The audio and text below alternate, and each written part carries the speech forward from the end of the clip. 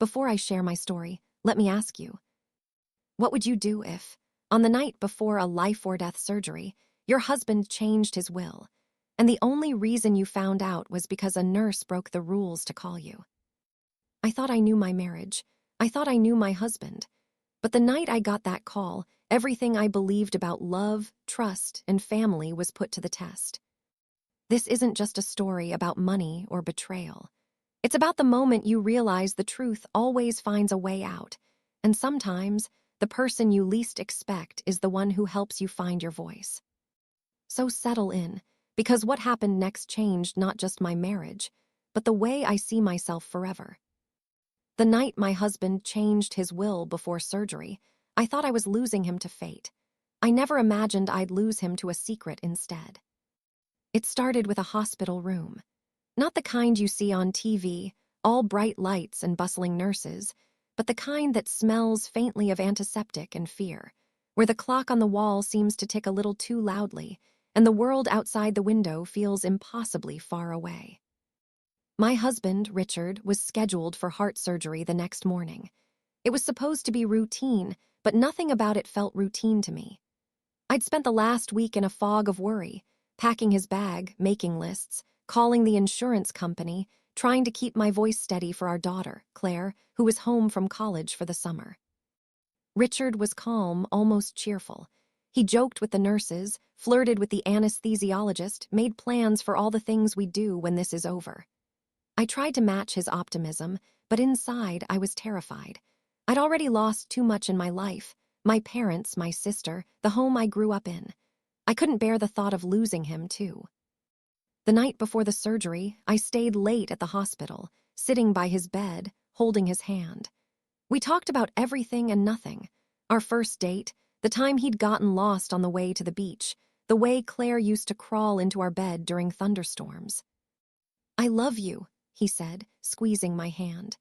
"No matter what happens tomorrow, I want you to remember that." I smiled, blinking back tears. "I love you, too. You're going to be fine. We're going to be fine." He nodded, but I could see the fear in his eyes. Around midnight, the nurse came in to check his vitals. She was young, with kind eyes and a gentle touch. She smiled at me, her voice soft. "You should get some rest, Mrs. Evans. We'll take good care of him." I nodded, kissing Richard on the forehead. "I'll be back first thing in the morning." He smiled, his hand lingering in mine.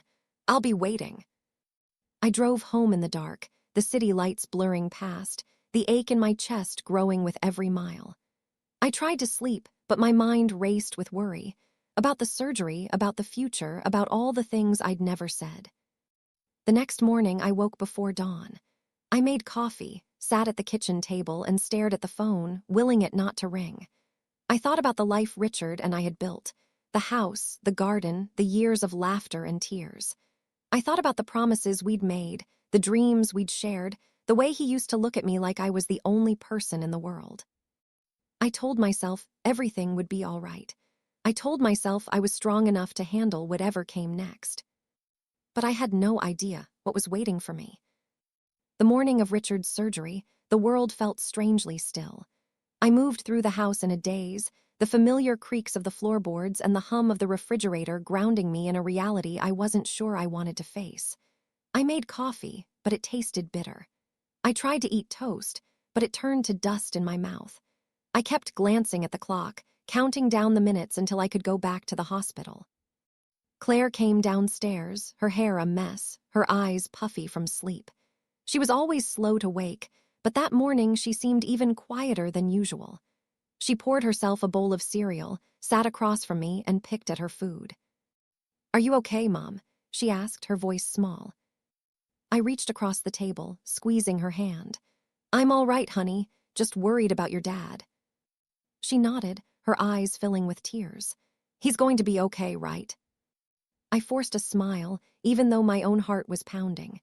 "He's strong, he's got the best doctors, and he's got us."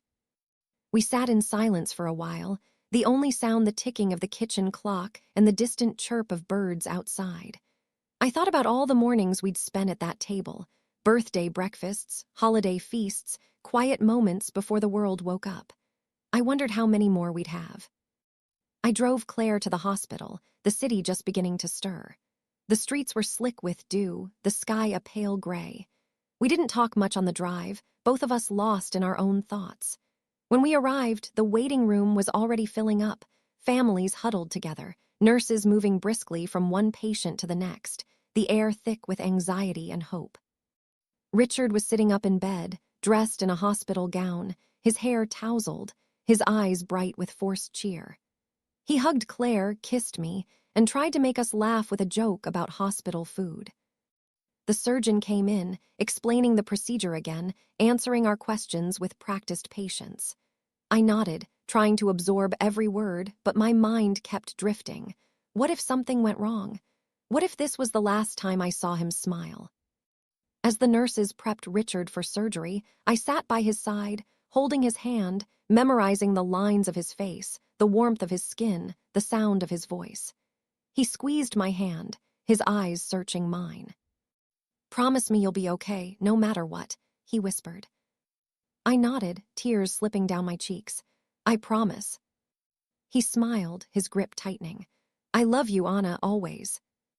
"I love you too," I whispered, my voice breaking. They wheeled him away, and I was left standing in the hallway, the world suddenly too big, too bright, too empty. I found a seat in the waiting room, Claire beside me, her head on my shoulder. We sat in silence, watching the sun rise through the hospital windows, the city coming to life outside. I tried to read to distract myself, but the words blurred on the page. I thought about the life Richard and I had built, the house, the garden, the laughter, the tears. I thought about the promises we'd made, the dreams we'd shared, the way he'd always made me feel safe, even when the world was falling apart. I told myself everything would be all right. I told myself I was strong enough to handle whatever came next. But I had no idea what was waiting for me. The hours in the waiting room stretched on forever. I watched the hands of the clock crawl past noon, then 1, then 2. Claire dozed beside me, her head on my shoulder, her hand clutching mine so tightly my fingers ached. I tried to read, to knit, to do anything, but think about what was happening just a few floors away.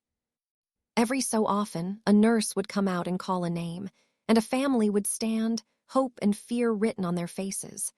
I watched them, wondering if I'd be next, wondering if I'd be the one to get good news or bad. Finally, the surgeon appeared, his face calm, his eyes kind. "Mrs. Evans, your husband is out of surgery, everything went well. He's in recovery now, you can see him soon." Relief washed over me so suddenly I almost cried. I hugged Claire, both of us laughing and crying at the same time. I thanked the surgeon, thanked the nurses, thanked God for giving us another chance. When I finally saw Richard, he looked pale and tired, but he smiled when he saw me. I sat by his bed, holding his hand, listening to the steady beep of the monitors, the soft hum of the machines. Claire sat on his other side, telling him about her classes, her friends, the cat who'd knocked over a vase that morning. For a while, everything felt normal. We were a family again, together, safe. But as the evening wore on, I noticed something strange. A nurse came in to check Richard's chart, her eyes flickering to me, then away. She hesitated, as if she wanted to say something, but then just smiled and left. Later, another nurse came in, this one older, with kind eyes and a gentle touch. She checked Richard's IV, then leaned over and whispered, "Mrs. Evans, could I speak with you for a moment? In private." My heart skipped a beat. I followed her into the hallway, my mind racing. She glanced around, making sure we were alone. "I probably shouldn't be telling you this, but your husband asked for a notary last night. He changed his will. He said it was just a precaution, but I thought you should know." I stared at her, my breath catching in my throat. He changed his will, without telling me. She nodded, her eyes full of sympathy. "I don't know what he changed, but he seemed anxious. I just thought you should be aware." I thanked her, my mind spinning. I went back to Richard's room, my heart pounding, my hands shaking. That night, after Claire went home, I sat by Richard's bed, watching him sleep. I thought about the nurse's words, about the will, about the secrets Richard might be keeping. I wondered what he'd changed, why he hadn't told me, what he was afraid of. I wanted to wake him, to demand answers, to make him promise that everything was all right. But I stayed silent, watching the rise and fall of his chest, listening to the steady beep of the monitors. I realized then that trust is a fragile thing, easily broken, hard to rebuild. And I wondered if I was about to lose more than I'd ever imagined. I barely slept that night. I sat in the hospital chair, the thin blanket pulled up to my chin, watching Richard's chest rise and fall in the dim light. The nurse's words echoed in my mind. He changed his will. He seemed anxious. I tried to tell myself it was nothing, just a precaution, just a man facing his own mortality. But the doubt gnawed at me, sharp and relentless. I thought about the years we'd spent together, how we'd built a life from nothing, how we'd weathered storms and celebrated victories, how we'd promised to share everything, no secrets, no lies. I thought about the little things, how Richard always made sure I had the best piece of pie, how he'd warm up my car on cold mornings, how he'd hold my hand in the dark when I was afraid. But I also thought about the distance that had crept in over the last year. The late nights at the office, the business trips that seemed to multiply, the way he'd started locking his phone, the way he'd flinched when I asked about our finances. I'd chalked it up to stress, to age, to the natural ebb and flow of a long marriage. But now, I wondered what I'd missed. The next morning, Richard woke groggy but in good spirits. He squeezed my hand, his smile weak but genuine. "Did you sleep at all?" he asked, his voice raspy. I forced a smile. "A little. I was too busy worrying about you." He laughed, then winced, pressing a hand to his chest. "You worry too much, Anna. I'm not going anywhere." I wanted to believe him. I wanted to let the relief wash over me, to pretend everything was fine. But the nurse's words lingered, a shadow over the morning light. Later that day, while Richard napped, I stepped out to get some air. The hospital garden was quiet, the air heavy with the scent of roses and cut grass. I sat on a bench, my hands folded in my lap, my mind racing. I called Ruth, needing to hear her voice. "Anna, you sound exhausted. How, Richard?" I told her about the surgery, about the nurse, about the will. She was silent for a long moment. "Do you think he changed it because he was scared? Or do you think there's something else?" I swallowed hard. I don't know, but I need to find out. When I returned to Richard's room, I found Claire sitting by his bed, reading aloud from a book of poems. Richard was smiling, his eyes closed, his hand resting on hers. For a moment, I felt a surge of love, of gratitude, of hope. But then I saw the notary's card on the bedside table, half hidden under a stack of magazines. I picked it up, turning it over in my hands. The name was unfamiliar, the handwriting neat and precise. I slipped the card into my purse, my heart pounding. That evening, after Claire went home, I sat by Richard's bed, the card burning a hole in my pocket. "Richard," I said softly, "why did you change your will?" He opened his eyes, surprise flickering across his face. "How did you?" "A nurse told me. She said you seemed anxious." He looked away, his jaw tightening. "It was just a precaution. I didn't want to worry you." I reached for his hand, my voice trembling. "We promised no secrets, Richard, no lies." He squeezed my hand, his eyes shining with tears. "I'm sorry, Anna. I wanted to make sure you and Claire were taken care of. That's all." I nodded, but the doubt lingered. That night I lay awake, staring at the ceiling, the notary's card clutched in my hand. I wondered what Richard had changed, what secrets he was keeping, what I would find if I dug deeper. I realized then that trust isn't just about love. It's about truth, and I wasn't sure I knew the whole truth anymore. The next morning, I woke with a sense of purpose I hadn't felt in months. I made myself a real breakfast: eggs, toast, coffee strong enough to chase away the fog of worry. I sat at the kitchen table, the notary's card in front of me, and stared at it until the numbers blurred. I called Ruth, my voice steady for the first time in days. "I need to know what's in that will, Ruth. I can't keep pretending everything is fine." She didn't hesitate. "Do you want me to come with you?" I shook my head, even though she couldn't see me. "No, I need to do this myself." I called the notary's office, my heart pounding. The receptionist was polite but firm. "I'm sorry, Mrs. Evans. I can't share any details without your husband's permission." I thanked her, my frustration mounting. I paced the kitchen, the card clutched in my hand, my mind racing with possibilities. What if Richard had left everything to someone else? What if he'd cut me out entirely? What if there was another family, another secret, another life I didn't know about? I tried to shake off the fear, to remind myself of the man I'd married, the life we'd built, the love we'd shared. But the doubt was relentless. That afternoon, I went back to the hospital. Richard was sitting up in bed, reading the newspaper, his color better, his smile brighter. "Hey, beautiful," he said, reaching for my hand. "You look tired." I smiled, brushing a strand of hair from his forehead. "I didn't sleep much." He squeezed my hand, his eyes searching mine. "I'm sorry, Anna, I never wanted to hurt you." I sat beside him, my voice gentle but firm. "Then tell me the truth, Richard. Why did you change your will?" He looked away, his jaw tightening. "It was just a precaution. I wanted to make sure you and Claire were taken care of." I shook my head, my voice trembling. "That's not all, is it? What aren't you telling me?" He was silent for a long moment, then sighed. "There's something I need to show you. In my desk at home, the top drawer, there's a folder. Everything you need to know is in there." That night after Richard fell asleep, I drove home, my hands shaking on the steering wheel. I went straight to his desk, my heart pounding. I opened the top drawer and found the folder, thick, heavy, full of documents. I sat at the kitchen table, the house silent around me, and started to read. There were bank statements, investment accounts, insurance policies I'd never seen before. There was a letter, addressed to me in Richard's handwriting.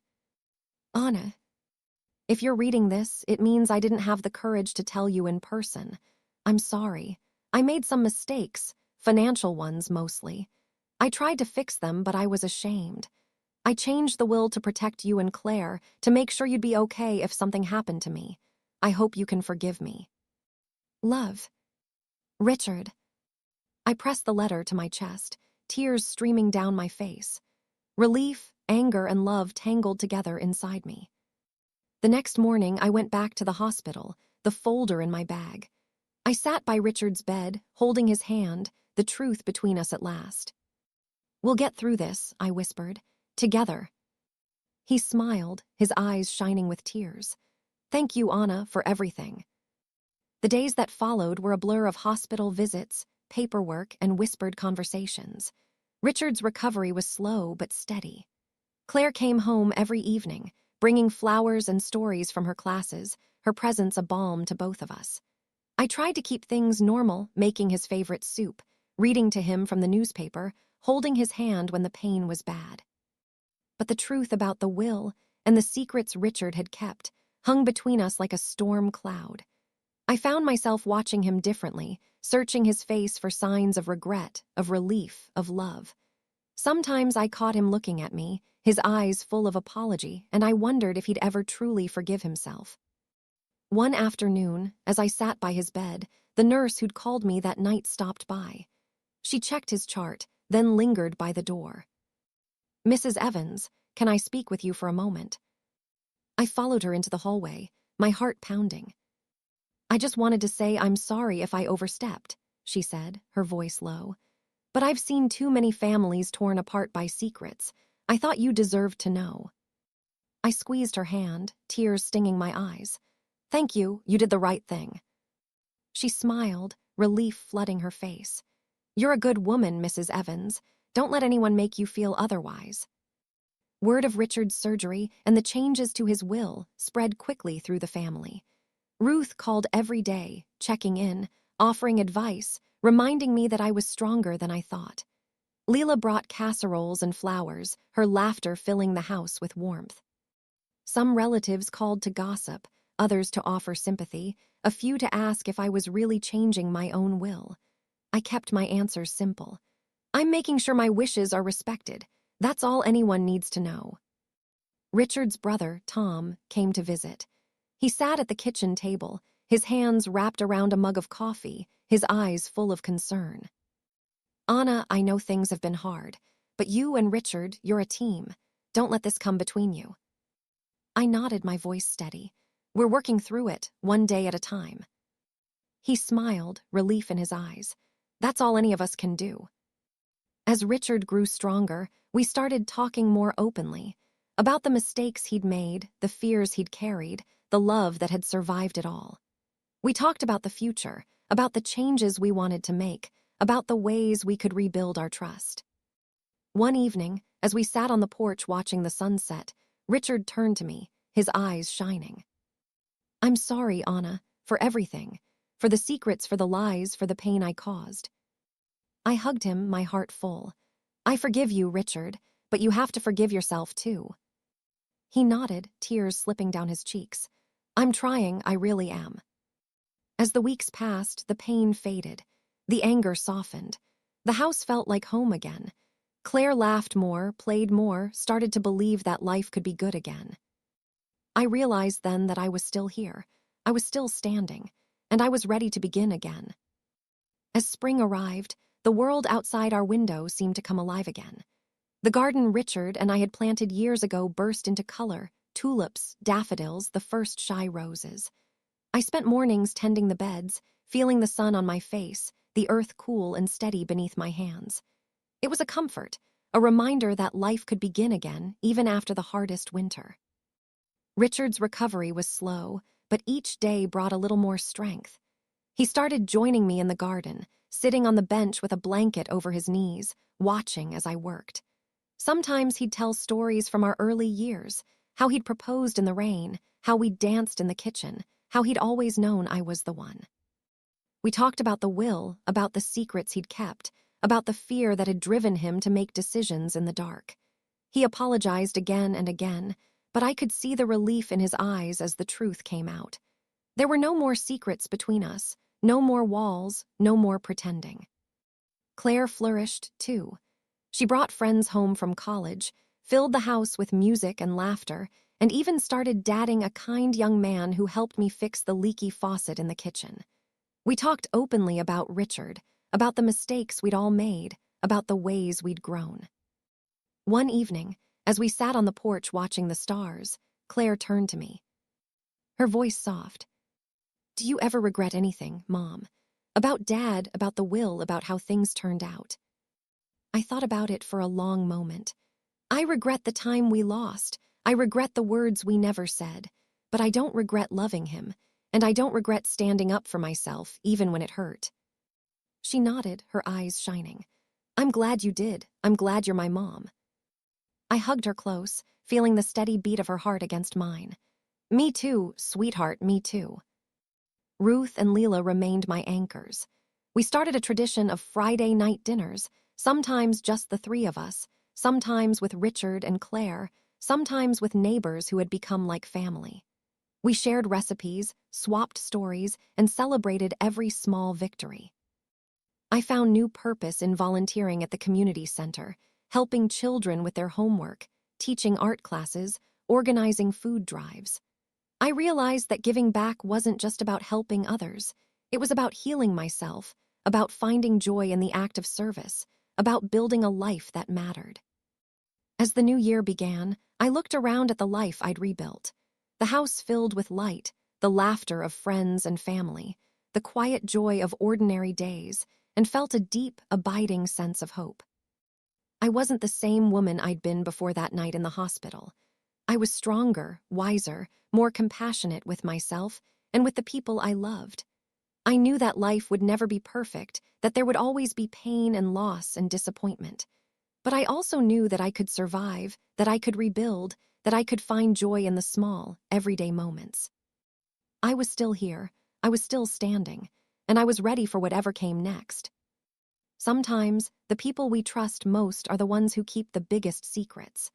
I never imagined that the night before my husband's surgery, he would change his will, and that the only reason I'd find out was because a nurse cared enough to break the rules. But life has a way of teaching us that the truth always finds a way out, and that sometimes, the greatest strength we have is the courage to face it.